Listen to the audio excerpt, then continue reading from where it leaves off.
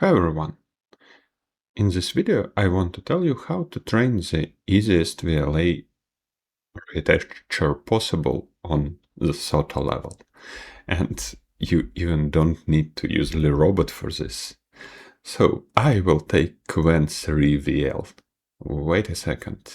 You probably will say that it's not a VLA model, but actually, according to pretty recent article from NVIDIA, it should be a solution on the SOTA level.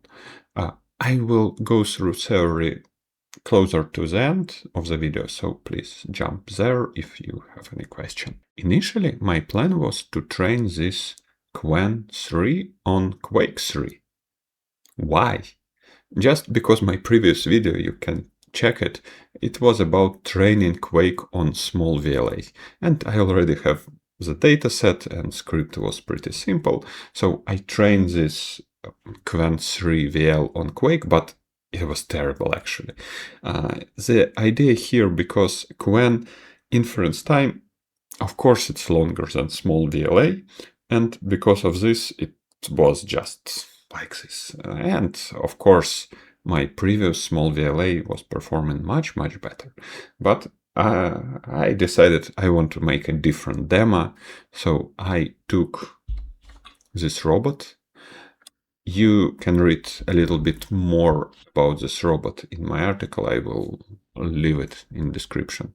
It was just pretty convenient for this task because it's small robot where you can manipulate it just with few commands. So I decided to use it to test how good this VLA model actually works. And I train it to make a simplest ever possible task. Go from the random start point to this card box arch. I took 35 samples, collect them in just 1 hour. Actually, this dataset worked, as we will see. So, how to train this VLA? For this, I use Unsloth, because Unsloth is one of the easiest framework to train neural network on your PC with constrained resources.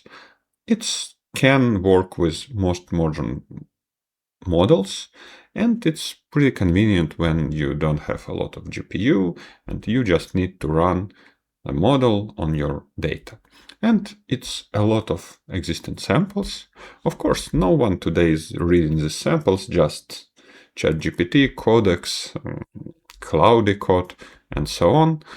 But actually, it's pretty easy to debug all this stuff because ChatGPT making a lot of strange decision and architecture choices. So just take the dataset, put this dataset into training pipeline, and just validate that in this training dataset everything looks nice. And initially I collected this dataset in form of 2 images, one JSON for each action, and I train simultaneously, like input 2 images and text prompt, which actually was some random prompt, super small, because you don't need any description here. Of course, if you have different tasks, if you want your robot to decide between one task and the other, better to use this prompt, or at least one token for this.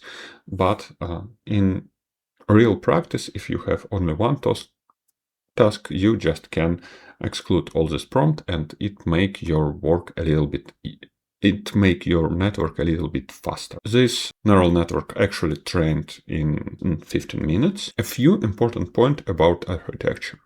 In original VLA 0 model, there was a lot of discussion how you should augment your data with action masking and so on. And actually, when I trained Quake, it was reasonable. Because for Quake, it's super important to work in non-convenient situations. So I masked a lot of input, masked a lot of output, because otherwise model just trained on linguistic part without this visual part. But here, this comment list, it was hard to augment it possible it was, but with such small dataset, I'm sure that there almost no difference between augmenting and no augmenting. So I decided just go as it is. A few other architecture choices. First, I decided to use frozen visual encoder because, again, dataset is super small. And the second, I decided not to use LoRa and just to use regular training. Previously, when I worked with VLMs, usually this solution performed a little bit better. And also, when I trained Quake, I tried both of them, and again, original training works better. So I decided just to fine-tune the whole model without any LoRa adapters. Actually, it worked. You can check how it's navigating. Of course, it's not excellent. There are a lot of mistakes. First of all, a robot really tending to use rotating right instead of rotating left. Like 95% of rotating, it's rotating right. I don't know why. Maybe because dataset was imbalanced. Maybe because I need to augment that data to avoid such cases. But yes, it's just decided that going right is the only way. And the next issue, I trained just in 1 hour, and there was no different light condition, no different environmental condition. And when some environment changed, robot sometimes deciding that it should go just this way. But in general, 60% cases it's working.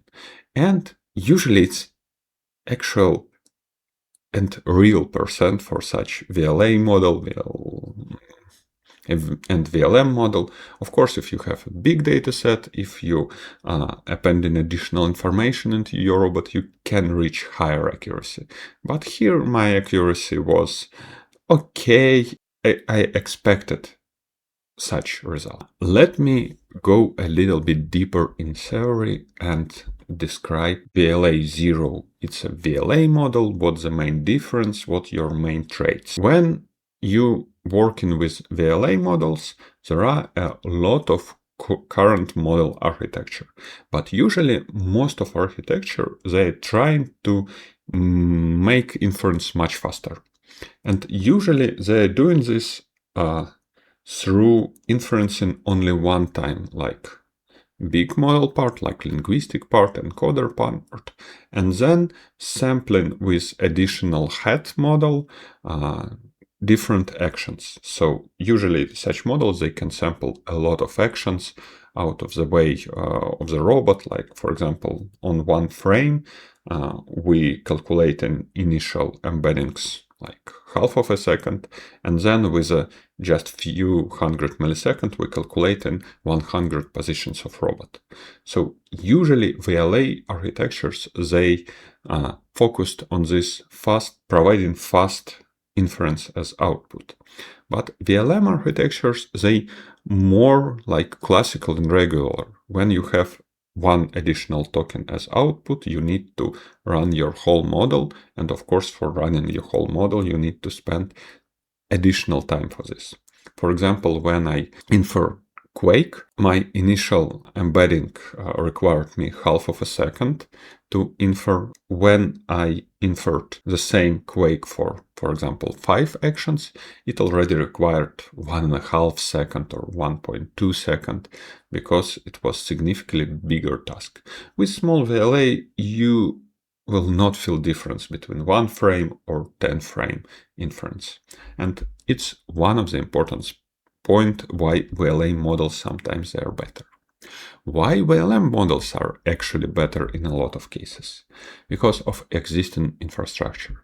For example, I already mentioned I use Anslows for training, but inferencing, it also can easily work. Here I used VLLM, but of course you can use a lot of already existing engines, Llama CPP, and it's a lot of engines where you can just infer your model. Furthermore, you just can take, like my channel, it's about some embedded hardware usually, and I already did a lot of tests which embedded hardware you can take to infer your model. And for inference in Qwen-3, you just can take Intel NPU, you can take Rockchip NPU, some Saffron NPUs, AMD NPUs, of course you can take any GPU, so you don't need to think a lot, you just take in existing libraries and use inference in existing code. And it's one of the big pluses of VLM. It's technology with supporting a lot of frameworks. You need to create your bicycle here. But when you're working with a robot, exporting model may be a problem. Inferencing model, you need to install the robot and the whole infrastructure. Yes, of course, if you like understanding how model work, you can export everything, run this with clean PyTorch, you can export this to an NX runtime, but it will require some additional issues here. Running this with VLLM, it's 15 minutes. So this is where VLMs really crush in VLAs. Not in terms of accuracy. Accuracy is terrible for such small dataset for both of models. Yes, theoretically you can get 1 or 2 additional percentage. But in terms of usability, how all these models supported, the progress of this model building, and so on. I expect that in a few years situation will be changed when all these VLA models, they actually will be trained specifically for some types of robots, and this pre-training knowledge will boost them. But for now, when you're training just for some random poor robot or for Quake, it's actually easier to take VLM if you don't need like a high tick rate. So thank you for watching, subscribing on this channel, and is it a good idea to post some videos about robots on this channel, or maybe I should continue with some edge devices and embedded cases? Please answer in comments. Thank you for watching. Bye.